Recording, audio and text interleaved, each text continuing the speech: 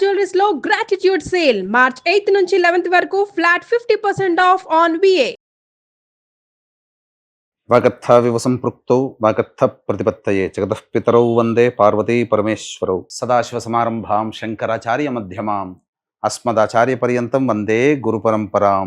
ఆదిత్యాయ చ సోమాయ మంగళాయ బుధాయ చ గురు శుక్ర శనిభ్యశ్చ రాహవే కేతవే నమః. శృంగేరి జగద్గురు పీఠాధిపతులకి, కంచి పీఠాధిపతులకి నమస్కారములు తెలియజేసుకుంటూ కార్యక్రమాన్ని ప్రారంభిద్దాం.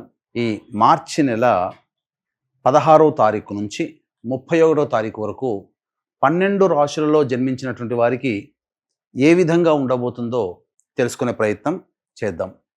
ముఖ్యంగా ఈ యొక్క గురువు వృషభ రాశిలో సంచారము, కుజుడు మిథున రాశిలో స్తంభించి సంచారము, అలాగే కేతువు కన్యా రాశిలో, మరియు శని భగవానుల వారు కుంభరాశిలో సంచారము. ఇక 12వ రాశి అయినటువంటి మీనరాశిలో శుక్రుడు, రాహువు, రవి, బుధుని యొక్క సంచార ప్రభావం వెరసి ఈ 12 రాశుల మీద ఈ నవగ్రహాల యొక్క ప్రభావం ఏ విధంగా ఉండబోతుంది, అలాగే మనము దైనందినటువంటి జీవితంలో భాగంగా 16వ తారీఖు నుంచి 31వ తారీఖు వరకు మంచి రోజులు ఏంటి, చెడ్డ రోజులు ఏంటి, ఏ రోజుల్లో ఖర్చు ఎక్కువగా ఉంటుంది, ఏ రోజుల్లో ఆదాయం ఎక్కువగా ఉంటుంది, ఏ రోజుల్లో అనుకున్నటువంటి పనులు పూర్తి చేసుకోగలుగుతారనే విషయాల గురించి క్లుప్తంగా తెలియజేసే ప్రయత్నం చేస్తాను. వీక్షించండి. మార్చి 16వ తారీఖు నుంచి 31వ తారీఖు వరకు ద్వాదశ రాశులలో భాగంగా తులారాశిలో జన్మించినటువంటి వారికి ఏ విధంగా ఉండబోతుందో తెలుసుకుందాం. తులారాశి వారికి గత కొన్ని రోజులుగా ఇబ్బంది పడుతున్నటువంటి సమస్యలకి చరమగీతం పాడబోతుంది గ్రహాల యొక్క సంచార ప్రభావం. కారణం ఏంటంటే యోగకారకుడు అయినటువంటి శని షష్టమ స్థాన ప్రవేశం చేయడం, ఇదే షష్టమ స్థానంలో షష్టగ్రహ కూటమి ఏర్పడుతూ ఉండడం, ఇదే షష్టమ స్థానంలో సంబంధించినటువంటి సూర్యగ్రహణ ప్రభావం కూడా ఉండడం వెరసి తులారాశి వారికి అద్భుతమైనటువంటి రాజయోగము పట్టబోతుంది. గుర్తుపెట్టుకోండి, పరిస్థితులు అనుకూలంగా వస్తాయి. ఆ వచ్చినటువంటి అవకాశాలని, అనుకూలంగా ఉన్నటువంటి పరిస్థితుల్ని మీరు పాజిటివ్గా మార్చుకునే స్థితి మాత్రం మీ చేతుల్లోనే ఉంది. కాకపోతే ఇక్కడ గ్రహాలలో ప్రధానంగా ఇబ్బంది పడాల్సినటువంటి అంశం ఏంటంటే విపరీత రాజయోగాన్ని ఇవ్వబోతుంది. విపరీత రాజయోగం అంటే ఏదో గొప్పదనుకోకండి, కష్టపెట్టి ఫలితం ఇవ్వడం. ఈ తులారాశి వారికి చాలామంది కష్టపడ్డ ఫలితం దక్కట్లేదండి, కానీ కష్టపడ్డందుకు తప్పకుండా మీకు ఫలితం దక్కబోతుంది. కష్టములు ఉంటాయి, ఎందుకు ఖర్చులు కూడా ఉంటాయి. 12వ స్థానం మీద మొత్తం నవగ్రహాల యొక్క ప్రభావం ఉండడం, అష్టమ స్థానంలో గురువు, నవమ స్థానంలో కుజుడు స్తంభించి ఉండడం వెరసి గురుబలం లేని కారణం అయినప్పటికీ ఈ గ్రహణ ప్రభావము, శని మార్పు, అలాగే షష్టగ్రహ కూటమి వెరసి విశేషమైనటువంటి రాజయోగాన్ని మీకు తీసుకురాబోతుంది. కాబట్టి గురువు అనుకూలంగా లేడు, చేయాల్సిందల్లా పెద్దల మాట గౌరవించడం మరియు నిరంతర దేవతా అనుగ్రహాన్ని పొందే ప్రయత్నంలో భాగంగా ఇష్టదేవత ఆరాధన, ఇష్ట దేవాలయ సందర్శనం తరచూ చేస్తూ ఉండండి. పరిస్థితులన్నీ మీకు పాజిటివ్గా మారిపోతాయి. ఈ రాశిలో జన్మించినటువంటి వారికి ముఖ్యంగా సంతానం కోసం ఎదురు చూసేటువంటి వ్యక్తులకి చక్కటి సత్సంతానం కలగబోతుంది. వివాహాది సంబంధించినటువంటి విషయాల్లో గొప్ప యోగం కలగబోతుంది. వివాహ సంబంధమైనటువంటి విషయాల్లో మీకు అనుకూలంగా ఉండబోతుంది. ఇక గమనించుకున్నట్లయితే ఈ రాశిలో జన్మించినటువంటి స్త్రీలకి గురుతర బాధ్యతలు పెరుగుతాయి, ఎక్కువగా కష్టపడాల్సి వస్తుంది. కానీ పేరు కీర్తి లేని పనులు అంటారు కదా, ఆ విధంగా చేయాల్సి వస్తుంది. కానీ భవిష్యత్తులో ఈ పనుల వల్ల మీకు మంచి యోగం కలగబోతుంది.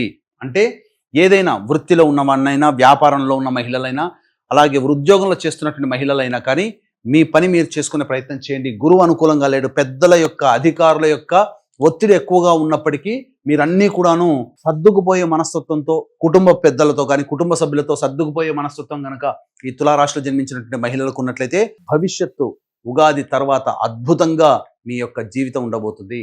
అయితే ప్రధానంగా ఈ యొక్క గ్రహణ ప్రభావము, శని మార్పు మరియు షష్టగ్రహ కూటమి ప్రభావము మేషము, మిథునము, కర్కాటకం, సింహం, కన్య, వృశ్చిక, ధనుస్సు, కుంభ, మీన రాశిలో జన్మించినటువంటి వారికి ఉంటుంది. కాబట్టి ఈ రాశిలో జన్మించినటువంటి వారికి ప్రధానంగా, అలాగే తులారాశిలో జన్మించినటువంటి వారికి గురువు, కుజుడు అనుకూలంగా లేని కారణం చేత సూర్యగ్రహణం రోజు, అమావాస్య రోజున, షష్టగ్రహ కూటమి ఏర్పడుతున్నటువంటి రోజున ప్రధానంగా సాయంకాలం సూర్యాస్తమైన తర్వాత సర్వదోష నివారణ పూజలు హోమాల్లో భాగంగా ప్రత్యంగిర, బగళాముఖి, రాజశ్యామల, వారాహి, ధూమవతి హోమాలు మరియు కాలభైరవ హోమము, అలాగే విద్య, వివాహ, ఉద్యోగ, దాంపత్య, అనారోగ్య సమస్యల నివారణకి సర్వదోష నివారణ పూజల హోమాలు అనేటువంటివి పీఠమాధ్వర్యంలో చేయించడం జరుగుతుంది. అవకాశం ఉన్న వాళ్ళు ఈ యొక్క కార్యక్రమంలో మీ గోత్రనామాదులు నమోదు చేసుకోవచ్చు.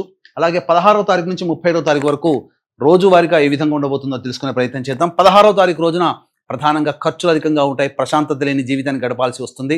గత 2 రోజులుగా ఏ విధంగా ఇబ్బందులు ఎదుర్కొంటారో అదే విధమైనటువంటి ఇబ్బందులు కూడా ఈ యొక్క తులారాశి వారి ఇబ్బందులు ఎదుర్కోక తప్పదు.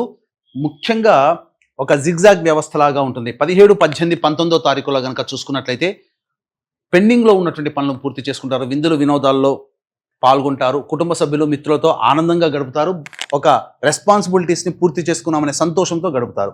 20, 21 ఈ తేదీల్లో కుటుంబ సభ్యులతో వాగ్వివాదాలు పెరుగుతాయి. అలాగే కుటుంబంలో ఉన్నటువంటి వ్యక్తుల మధ్య పొరపచ్చాలు పెరుగుతాయి, ధనపరమైనటువంటి నష్టము, మనస్సు చికాగ్గా ఉండడము, ఏ పని యందు లగ్నం లేకుండా ఉండడం ఉంటుంది. ఇక 22, 23, 24 తారీఖుల్లో మీ యొక్క అవసరాలకి, ఖర్చులకి తగినంతగా మీకు ధన సహాయం చేకూరుతుంది. అలాగే బంధుమిత్రులు, అలాగే స్నేహితుల యొక్క సహాయ సహకారాలతో మీ పనులన్నీ కూడా పూర్తి చేసుకోగలుగుతారు.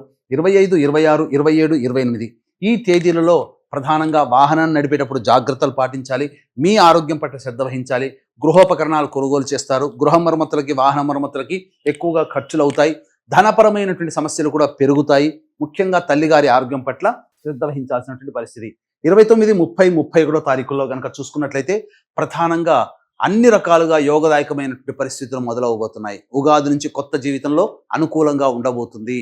ముఖ్యంగా గురువు మార్పు కూడా చేసిన తర్వాత, గురువు మారేంత వరకే ఇబ్బంది, ఏప్రిల్ 16వ తారీఖు వరకు. తదనంతరం అంతా యోగదాయకంగా ఉంటుంది. కాబట్టి అన్ని విధాలుగా యోగించేటువంటి పరిస్థితుల్లో ఈ యొక్క తులారాశి వారికి ఉంది. కాబట్టి అన్ని రకాలుగా మీరు ముందడుగు ప్రయత్నం చేయండి. ఖర్చులు ఎక్కువగా ఉంటాయి, అదొక్కడి గుర్తుపెట్టుకోండి. ప్రశాంతత లేని జీవితము, ఖర్చులు ఎక్కువగా ఉంటాయి. కానీ ఎక్కువ శ్రమ పడితే అంత ఫలితం పాజిటివ్గా మీరు పొందగలుగుతారని చెప్పవచ్చు. కాబట్టి ఏవైనా అవకాశం ఉంటే, జీవితం బాగుండాలి అనుకుంటే, అద్భుతమైనటువంటి రోజు 29వ తారీఖు రోజున, అటువంటి రోజు మళ్ళీ రాదండి. ఆ రోజున మన పీఠమాధ్వర్యంలో జరిగే సర్వదోష నివారణ పూజల హోమాల్లో పాల్గొనే ప్రయత్నం చేయండి. ఇప్పటి వరకు మీకు చెప్పినటువంటి విషయాల్లో కనుక చూసుకున్నట్లయితే ప్రధానంగా ఏవైనా జాతకపరంగా ఏవైనా సందేహాలు కానీ సమస్యలు కనుక ఉన్నట్లయితే కార్యక్రమ తదనంతరం కాంటాక్ట్ చేసి మీ యొక్క సందేహాలకు నివృత్తికి మార్గాలు తెలుసుకోవచ్చు. అలాగే ఏతావాత చెప్పొచ్చేది ఏమిటంటే ప్రధానంగా ఈ యొక్క తులారాశిలో జన్మించినటువంటి వారు 16వ తారీఖు, 20, 21 అలాగే 25, 26 తారీఖుల్లో ఖర్చులు అధికంగా ఉంటాయి. కాబట్టి జాగ్రత్తలు పాటించండి. మిగతా రోజుల్లో ఆనందదాయకమైనటువంటి పరిస్థితులు పొందుతానని చెప్పవచ్చు, సందేహం లేదు. అలాగే ఇష్టదేవత ఆరాధన, ఇష్ట దేవాలయ సందర్శనం తరచూ చేస్తున్నట్లయితే మంచి జరుగుతుంది. పెద్దల మాట గౌరవించండి, పెద్దలకి విలువ ఇవ్వండి, అన్ని విధాలుగా శుభయోగంగా ఉంటాయి. అలాగే ప్రధానంగా ఈ ఆస్తి వివాదాలకు సంబంధించినటువంటి ప్రయత్నాలు మొదలు పెడతారని చెప్పవచ్చు. సర్వం శ్రీ ఉమామహేశ్వర పరబ్రహ్మార్పణమస్తు.